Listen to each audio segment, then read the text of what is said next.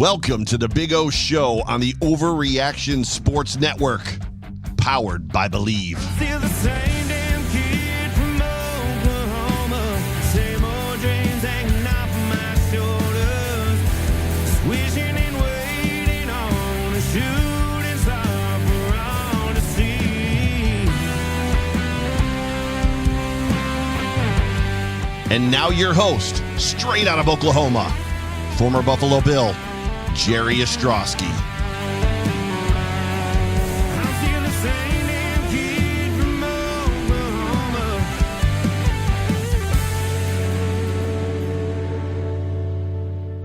What is going on, everybody? It is Wednesday night, 8 Eastern, 7 Central Time. That means one thing. It is time for the Big O Show right here on the Overreaction Buffalo Sports Network. And we are presented by FanDuel. And we got a good show tonight. And contrary to the name of our network, which is the Overreaction Network, and if you're a fan of these podcasts that we put out, you'll understand that the Overreaction portion of the program usually comes from Mr. Joe Miller. And I hate to throw him under the bus like that. But and by the way, if you didn't catch his interview with Tim Graham last night, you need to do that. That was a phenomenal episode of On the Beat. Joe and Tim talk about a lot of things, but we're going to get into some stuff. And if you're coming on this show or watching this show or listening to the podcast version and you were expecting to hear Overreaction, I got bad news for you. We're not overreacting. And today's show is basically, it could have been called Perception and Reality. It's called Theory and Reality. And we're going to get into some theories and we're going to get into some reality, a lot of reality. And it mostly revolves around the defensive side of the ball for the Buffalo Bills. But we need to get into some news from today's practice, from news from One Bills Drive today before we get into that. And the Bills did make a few roster moves today. Now, granted, understand this, folks. Next Tuesday night, or I should say Tuesday afternoon, 4 Eastern time, I believe, is the cut down moment. So I believe teams have to have their rosters cut to 53 by next Tuesday at 4:30 Eastern. So after this weekend's preseason game against the Tampa Bay Bucks, there'll be quite a bit of news as far as releases and stuff that go on, not only in Buffalo, but across the National Football League. And I believe you're going to see some player movement. I think there's going to be some trades. There are some trades today. I know Minnesota is a team that is really looking to bolster their receiving room. They made a trade earlier today. I believe they sent I always forget his name. They always call him Harry, that went from Buffalo to Minnesota, and now he is on his way to the New York Jets. So lots of stuff going on. But anyway, the Bills announced today that the club has signed Zy Alexander, cornerback from LSU, running back Elijah Young, who was with the Chiefs for a little bit this preseason, and offensive lineman Rush Reimer, who actually Rush was in camp earlier this year before they made a move to bring somebody else in.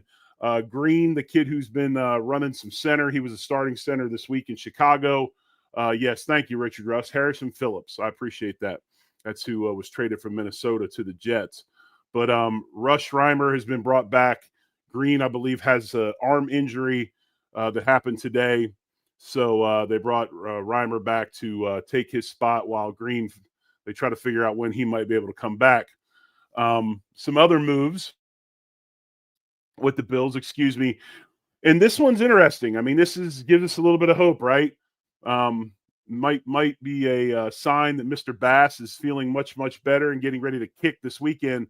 But corresponding moves, the club released kicker Caden Davis, the winner of the Boo Boo Bap or the Bip Bip Bop or whatever that thing was last night on Hard Knocks, the final champion of that. He's been released. They also waived running back Jarvion Howard with an injury designation. And then in practice today, Grant DeBose the receiver who was just signed on Tuesday, had to be carted off the field with an apparent shoulder injury. Went to make a play, landed on the ground awkwardly, hurt that shoulder. DuBois was essentially signed to play against the Buccaneers, but now it seems highly unlikely that'll happen. We'll see how they handle that. Today was cool. I enjoyed today as far as press conferences go. Obviously, Sean McDermott had his press conference early before practice. Not much new in that press conference than we saw after the Chicago game, although things were probably softened a little bit. The message was softened a little bit. But we got to hear from the likes of Bobby Babbage Jr. today, which I thought was amazing and valuable insight. Offense coordinator Joe Brady, who's always good. And then Deion Dawkins spoke as well. And it's pretty obvious that the boys, when I talk about the boys, I'm talking about Deion and the rest of them. The boys have kind of had enough. And I think the boys are tired of the ridiculousness and kind of see the big picture for the things the way they are. Bobby Babbage had some really good things to say. Joe Brady had some really good things to say. And it comes into and it ties into my show title today, Theory versus Reality. Okay, or you could say perspective versus reality. And the fact of the matter is this.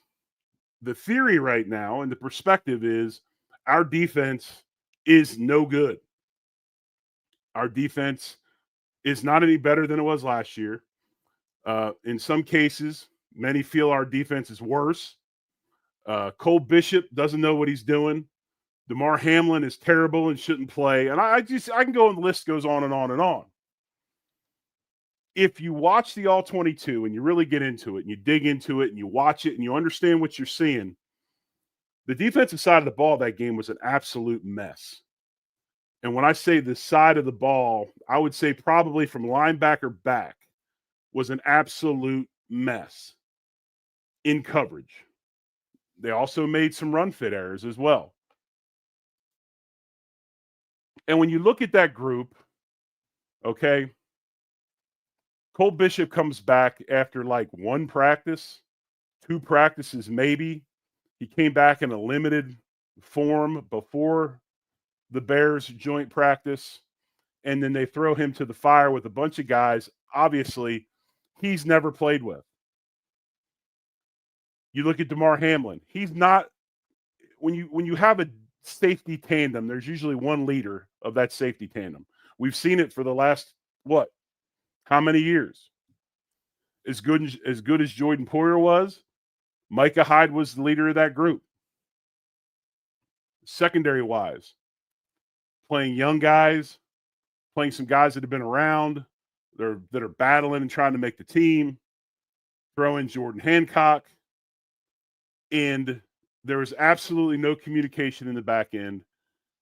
And with no communication in the secondary, it's an absolute zoo. And we have taken, and when I say we, Bills Mafia, fan bases, some national media, some fans of other teams, have taken this performance as this is it. We were supposed to get better. We've gotten worse. We have no safeties. Our head football coach has come out and said, hey, and I've said this for a long time, I felt that Tyler Rapp was solid and the leader of that back end. We got some that want to replace him. Rapp brings a lot of positives. Rapp brings a lot of good to the safety area and the defensive secondary. And if you think he's just a box player, you're crazy. Bobby Babbage Jr. talked about it today. Rapp has made a ton of plays in deep zone, and he's made a ton of plays in space. Without Rapp back there, there's no communication. Starting corners were out. You know how the whole thing goes. No rotation. Receivers running unchecked. Linebackers not carrying receivers. Safeties having two receivers sitting in their lap trying to figure out who to cover, who not to cover. It was a mess. And is that because this football team is not talented? No. That has nothing to do with it. I believe this defense has gotten talented players all over the place. But in the theory and reality concept of this whole nature, this whole scene, I'm sorry, Bills fan, you're going to have to be patient. Okay, this defense is going to get better as the season goes along. It is a work in progress. It's going to take some time to gel. Okay?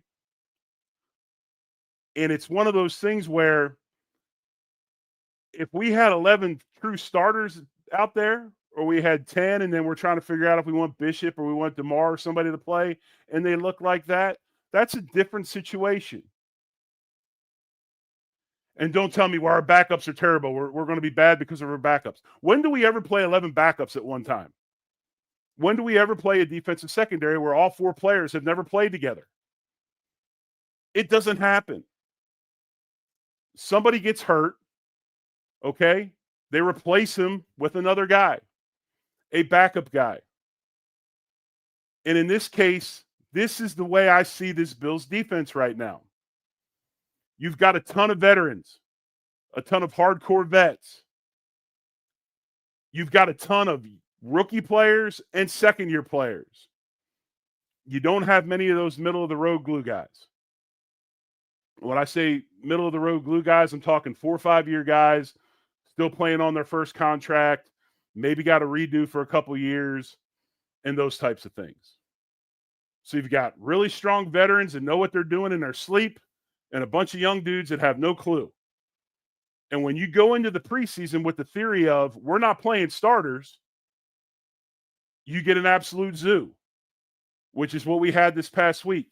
And something I wanted to bring up before we get into positions and things like that. This is the depth chart going into the Chicago game. And we're going to specifically look at the defense. So that first column on the left is the starters. Greg Rousseau, Ed Oliver, Daquan Jones, Joey Bosa, Matt Milano, Bernard. They've got a 4-3 defense up there, but we know that they don't base out of a 4-3. But you got Dorian Williams, who did play the other night. Taron Johnson, Trey White, CB, Benford, Rapp, and then you got Cole Bishop. So Dorian Williams and Bishop played. Bishop, second-year player. Williams, I think he's third or fourth. I think he's a third-year player. So he's right on the fringe. And Bishop was, or Williams was fine. Williams is what he is. He's a see-ball, get-ball guy. He sees the play, he runs it down, he makes plays with his speed and athleticism. He's not a coverage guy. Epinesa played some.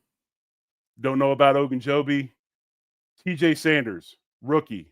Michael Hoyt, vet but a new guy, just like Ogunjobi, vet but a new guy, trying to learn the system. Shaq Thompson, vet but a new guy. Joe Andreessen, second year. Kenyatta Jenkins, rookie. Hancock, rookie. Hairston, rookie. Dane Jackson, been here a long time, as has Cam, as has DeMar. But then you talk about the other guys that came in for him. Okay? Deion Walker, rookie. Landon Jackson, rookie. Dwayne Carter, second-year guy. Javon Solomon, second-year guy. Edifon Ulafosio, second-year guy. That's the issue at hand, folks. That's the issue at hand. That's who played Friday night. We've got great, viable starters, a lot of highly talented rookies and second-year talent, but the glue guys, the substance guys in the middle, were lacking. We're lacking. And when you have young guys and players that aren't experienced, you have what Bobby Babich talked about today in his press conference. In his press conference today, the key with young guys and new guys is this: situational football. It's what we talk about all the time on this show. If you watch the shows with me and John Fina, okay, we talk about situational awareness almost every show. What is situational awareness? For those that don't know, situational awareness is when the play is called, whether it be an offensive play or a defensive play, and you come to the line of scrimmage, by alignment, by the play that's called, you already know in your head, A, where can I not get beat? Where is doomsday? B, where is my help if I'm getting help? And then you know what you have to do accordingly. And until you see it, until you live it, it's hard to do. So this isn't a rah-rah cheerleader episode of the Big O Show. This is reality. This is what it's all about. That's why when I saw our schedule, I was excited. I was like, damn, 6 games and a bye week. That's perfect. Why is that perfect? Because we got first 6 games, other than the Ravens, the other 5 games are not real taxing. The schedule sets up favorably. We have a bye week to regroup, and then we bring in the rest of the horses. That's when Ogunjobi, that's when Hoyt show up. And then week 8, who do we play? Play the Kansas City Chiefs. That's why I like the way the schedule is. And the other thing that's counterproductive to me, or contradictory to what we've been saying for the last 2 years, is we want everybody to be healthy for the playoffs. We want to be playing our best football in the playoffs. We want to make sure we're ready to go in the playoffs. Regular season's regular season, but we seem to bomb out in the playoffs. Well, you got a roster and you got a situation set up that way. Let it play out. Let it do those things. And it's not, and I think it probably comes from the fact that I played.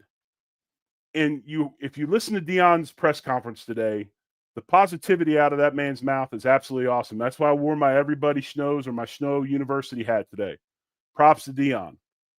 Drop knowledge on the reporters and everybody today. That's what this team is about. As Deion said, we've been hearing this forever. We're no good. We're underdogs. That's fine. We show up because we get paid and we'll do our job. And when you look at the defensive side of the ball, and right now the safeties they're just in both barrels. The scope's lined up, barrels are lined up, and the safety room is under heavy, heavy attack and scrutiny.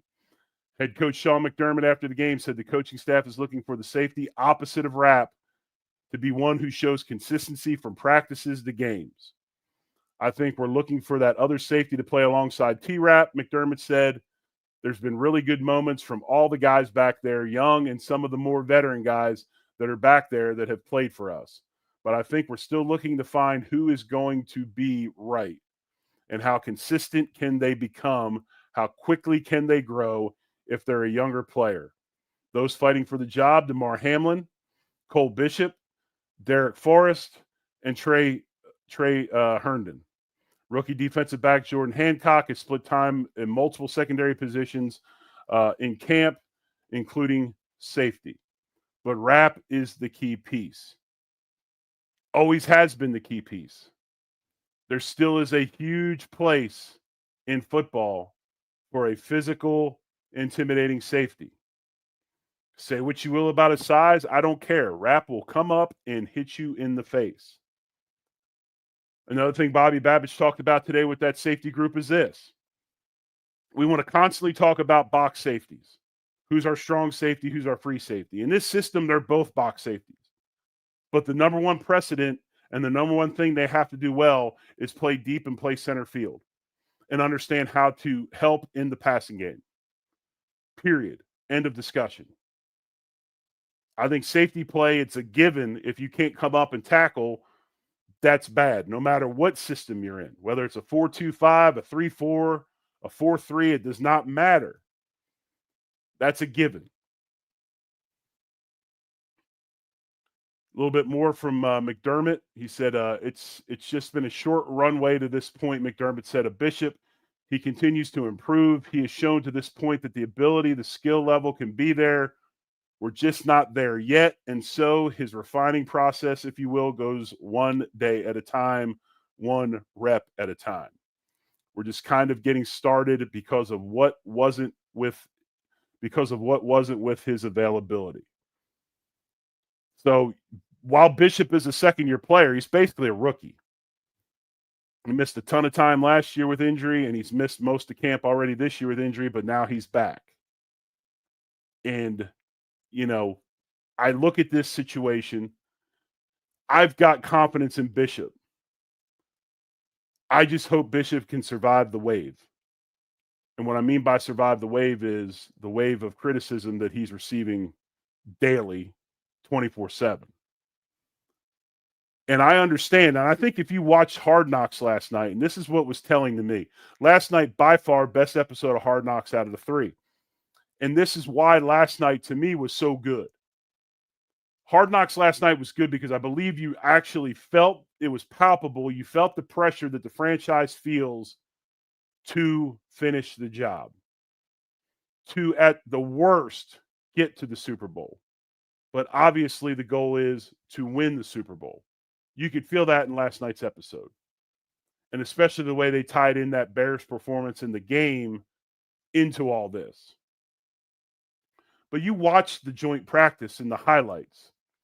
That veteran group was locked in and they were performing at a high level. I don't know if Josh has looked this good ever. I mean, he's had one absolute stud of a camp. But when you looked at that game, you had a completely new secondary, a new group of guys that have never played together. So you got to give them time. And as we know, when do we ever play all 4 backups at the same time unless we're blowing somebody out? The young DL, to me, continues to impress. The young defensive linemen in this group, I think, are highly talented. TJ Sanders is ahead of them all. He's a special athlete at the position. If you watch some of his all-22, some of his pass rushes, his lateral stuff, phenomenal. He's got great pass rushing ability. He's a slasher. He's got a chance to be a better pass rusher than Ed Oliver inside. I believe that. I truly believe that. He's got a little more length. I don't know if he's got quite the first step that Ed has, but I think his length helps him where Ed's a little bit short and stout. But where that short and stout helps Ed is in the running game, and that's the one area that TJ Sanders has to get better at. He's got to learn how to sit down on double teams and play them better. First really kind of extended experience at facing NFL caliber linemen in a double team situation, he had some issues. When I look at Landon Jackson, Landon is as physically gifted as any of the defensive ends we have. He's in line with Bosa. He's in line with Groot. He is physically gifted and he looks the part. But right now he's got to develop a plan.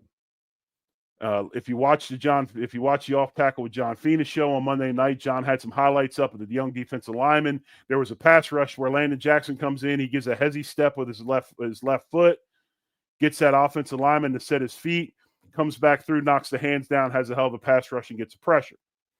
That's having a plan.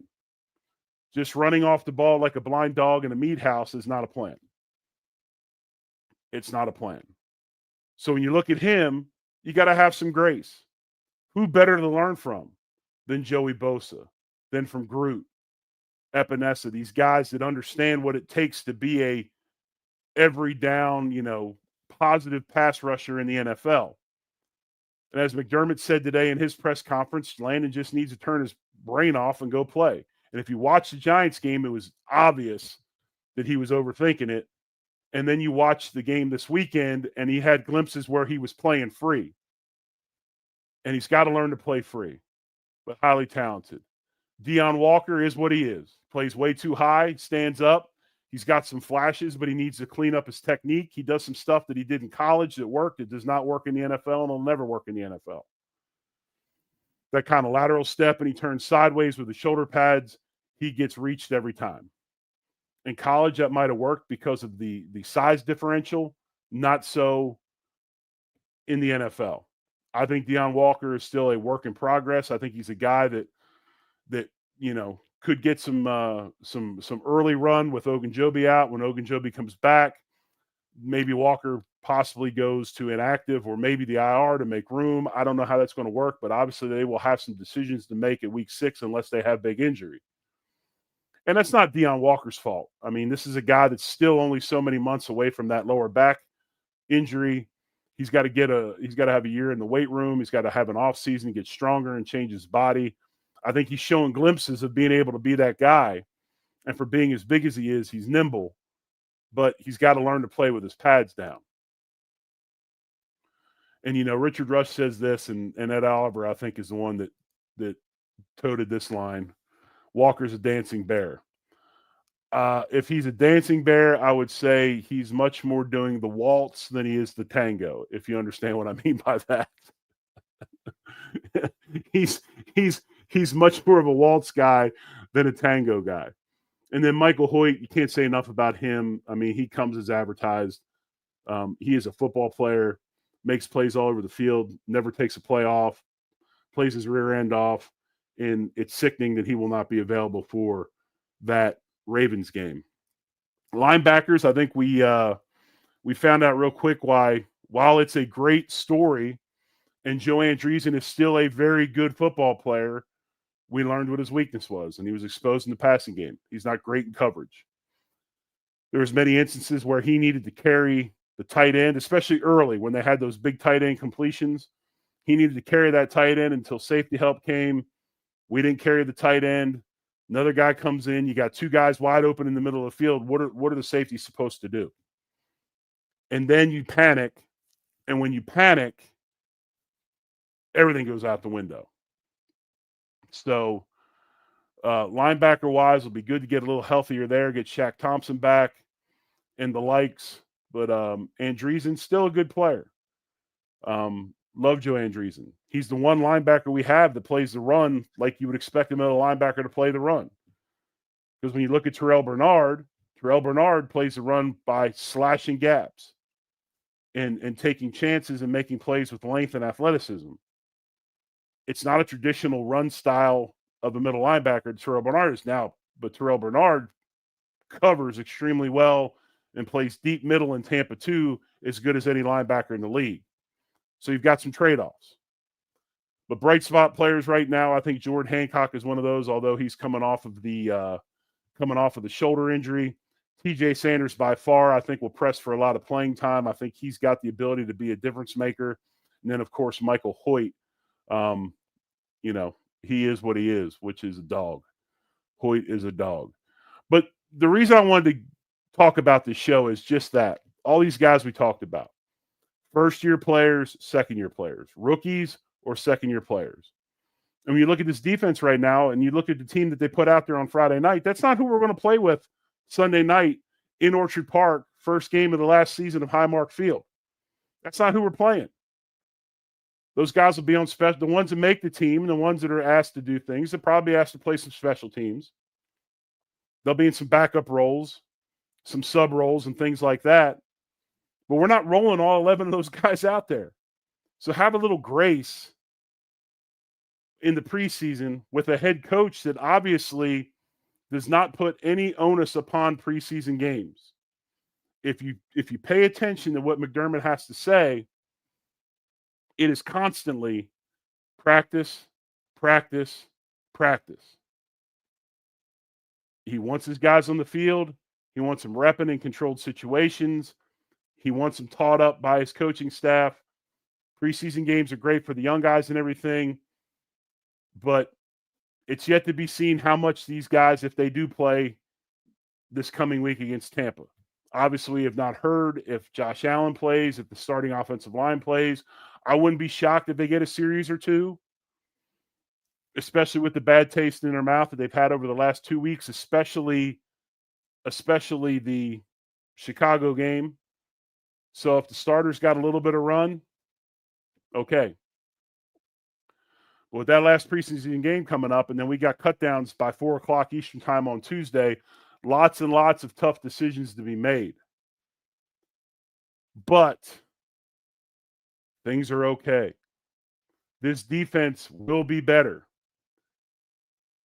But the deal is this. It might not be the first, second, third, fourth game. It's going to be as we go along, as these rookies get more experience, and we'll see where we are injury-wise. But let's, as I say all the time, okay, as Goody says in the show Shoresy, if you watch Shoresy, settle down.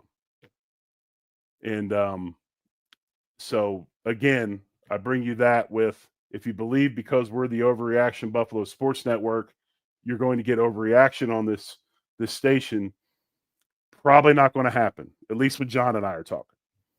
It's not going to happen.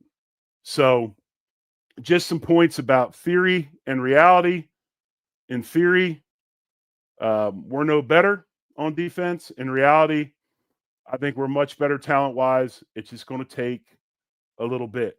And if you remember what you guys have all told us, when we watch the comments and we look at Twitter and we look at everything else, we talk to Bills Mafia when we're out and about, we're lucky enough to be in the city of Buffalo.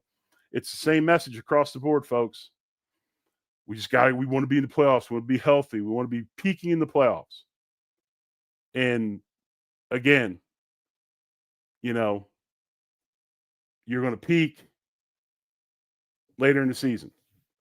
And Scott Blakely brings up a great point. And Scott's always on the show, and I appreciate you, Scott. This Bishop story is very similar to Bernard. Okay? Is it going to be similar to Bernard or Elam? We all hope it's Bernard. I think it will be Bernard. The one thing that he has to get between now and at some point in the season, first things first, it's hard to play when you're behind the 8 ball all the time. And he's been behind the 8 ball with injury. So we got to get him healthy. And once he's healthy and his God-given abilities can come through, okay, then he can play with confidence. The number one thing that boy needs is confidence. He's got to get it somehow, some way. Big play, big tackle, whatever it is. Interception, I don't care. He's got to get some confidence. That sideline's got to blow up and love him up. Fan base got to blow up and love him up. And then we'll start rolling in a positive manner. But right now, we're going to see what he's made of. Because he's in a situation where it's the lowest of the low. And honestly, the only way to go is up. And I think he'll be fine. Especially when he's playing next to Tyler Rapp, not next to whoever it may be that hasn't played any ball like he hasn't played any ball. So we appreciate you watching the Big O Show. We are presented by FanDuel. Hit the like button, hit the subscribe, tell your friends. We're here every Wednesday night, 8 Eastern Time, 7 Central. Remember, we got a show coming up soon on Thursday nights. When we get that thing finalized, we'll let you know what it is. Obviously, we got the walkthrough with Anthony Marino, and that's awesome to have him on the network. And you can catch all the information you need before the game of the week. Post-game show, John, Joe, myself, possibly Anthony. And then we got Off Tackle with John Fina Monday nights, On the Beat on Tuesday nights. So as always, folks, thanks for listening to me. Hit the like, hit the subscribe. If you can't catch the video, we're on all major platforming networks as always. And thanks for your time, everybody over in the comments. I appreciate you chiming in and being a vital part of the show. So thank you very much. As always, folks, till next week, much love. Go Bills. I'm still the same.